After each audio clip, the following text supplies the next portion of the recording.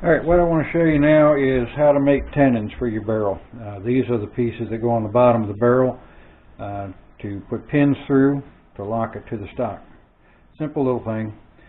You can buy these from various sources for about $2 or $3, but I've got a lot of scrap brass around and I like to make my own. So to do this, all I do is I get a piece of scrap brass, I've cut to the width of the tenon that I want. And this stuff here is about 30 thousandths thick. It's been annealed, so it's good and soft. And you place it about a ½ inch into your vise, perpendicular. Now bend it over, hammer down good and flat, and bend it back on itself. And this is going to become the leg that the pin goes through. Now I know I want about half the distance here. It's about 3/16 or so, and this gives me just the right one by eyeball. The next step is put the tab down in there, bend it down flat again, and then I take a cold chisel and chop it off. Not the cleanest cut, but you get the idea. Now we've got a tenon. Now the next step will be to dovetail this to slide into the dovetails in the bottom of your barrel. And the way I do that is take two pieces of the material that I've used to make these, same thickness, 30 thousandths again, and that'll raise it up 30 thousandths of an inch, which is going to be the depth that it goes into the barrel. That's how deep you want your dovetail. Now with a 3/4 file flat on the face, cut in until you've matched up with the bottom flat there. Flip it around, do the other side.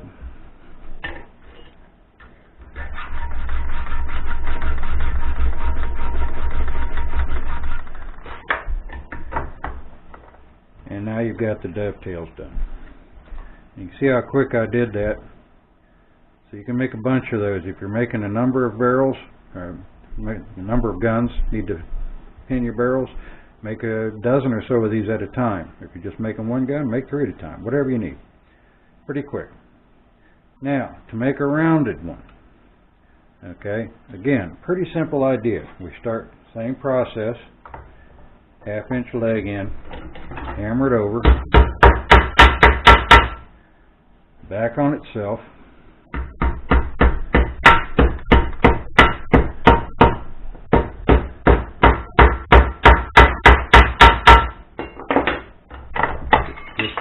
just like you're making a standard tenon.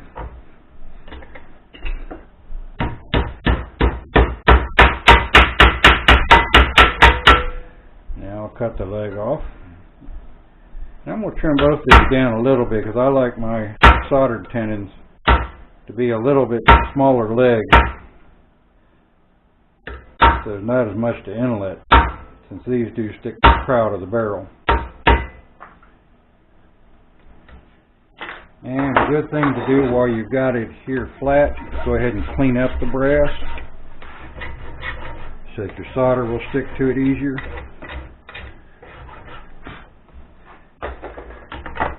Now to get that curvature in it, I've got a little tool I made here out of a piece of aluminum. Just a block, basically, leg on it to hold in the vise.